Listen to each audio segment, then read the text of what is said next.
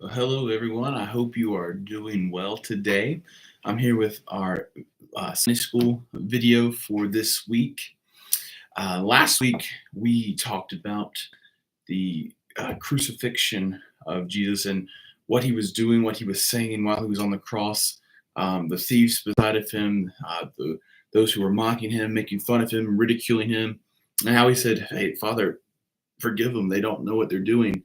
And how he looked at the thief who said, "Yay, this is the Son of God. This is who he says he is." And he says, "Today you will be with me in paradise." So we're going from the crucifixion to the resurrection. And we're looking at that story.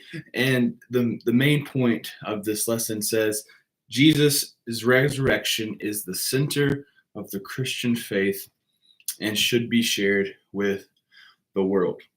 And that's true.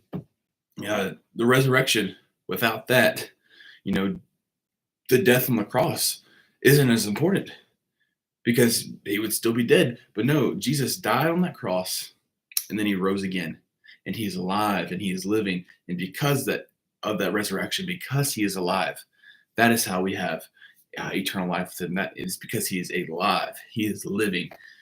And because of that, we should want to go share that with the world. So let's go ahead and look at the 3 points that we have in this lesson today. The first point says resisting the possibility of Jesus' resurrection. And this is in Matthew 27, verses 57 through 66. And in this passage, we see Joseph comes to Pilate and he says, "Hey, I would like to have the body. I would like to have Jesus." And he gives him over to Joseph, and Joseph prepares the body and puts him in this tomb and rolls a big stone in front of the door. And that's where Jesus was buried. Now it says resisting the possibility. A lot of people can be skeptical of something like that. It's like, how would Jesus be able to come back to life? Like he was dead, like it doesn't make sense. And sometimes we might even question that, like, how is that possible? Well, a lot of it is we can't comprehend it because God is far greater than anything we can comprehend. But also, if we look at that, we have some things that can show us, hey, this does make sense. This does make sense of how he was in this tomb and he is no longer there. It says in this passage that they knew Jesus was said to be risen from the dead 3 days later. And so they had guards put in front of this giant stone to watch the tomb for those 3 days. And now it was their job to make sure no one got in and no one got out.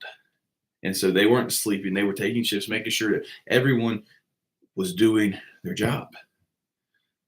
So it wouldn't be like, because they were worried somebody was going to come in and steal Jesus, take him out of there, and fake this whole resurrection. So they had guards watching day and night to make sure Jesus stayed in his tomb. So it doesn't really make sense that somebody come into that tomb and stole Jesus out. So those who struggle with that, there's ways we can look at it. There was a giant stone in front of the door and guards watching day and night to make sure that Jesus was not messed with. And if those guards were to mess up and somebody were to get in there and take them, they would be killed. And so they took it seriously. They were making sure no one got in there.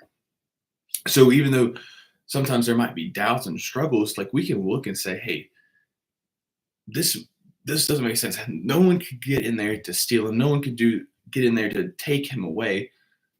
So how else would he have gotten out of there? And that's because he resurrected from the dead. Let's move on to point 2. Point 2 says encountering the reality of Jesus' resurrection.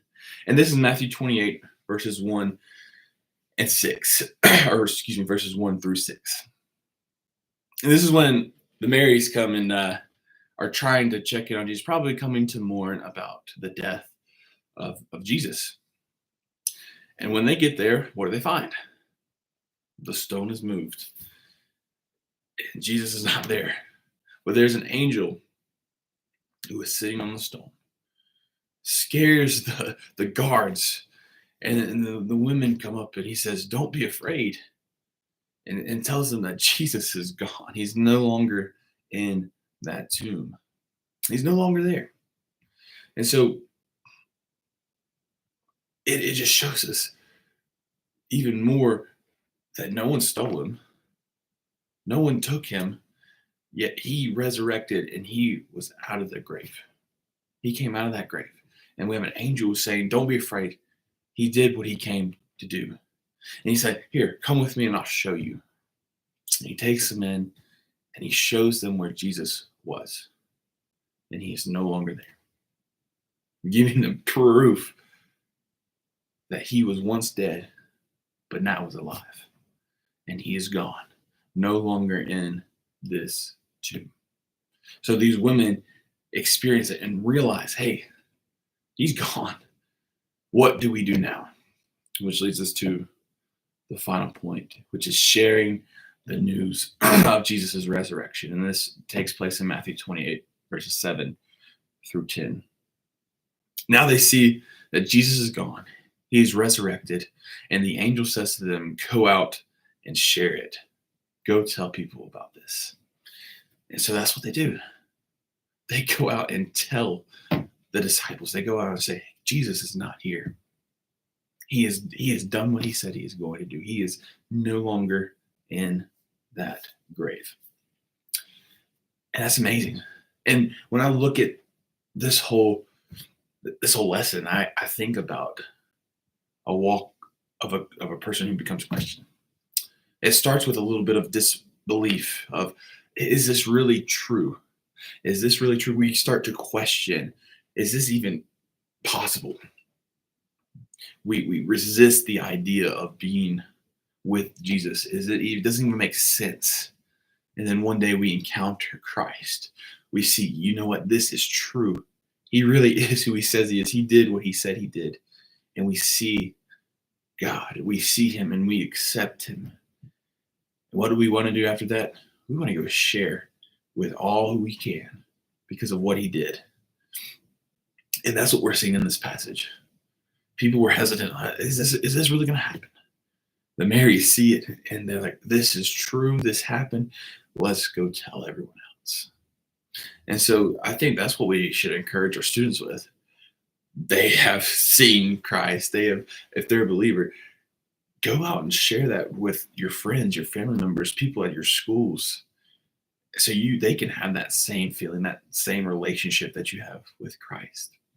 So I think that's a cool way we can tie it in. Hey, this happened with people close to God. This happens with us when we are accepting Christ, be in a relationship with him. Go share that with others. So that's our lesson we have for this week. Thank you guys so much for teaching our students and being there for them each and every week. We really appreciate all that you do for our students and look forward to seeing you on Sunday. See you guys.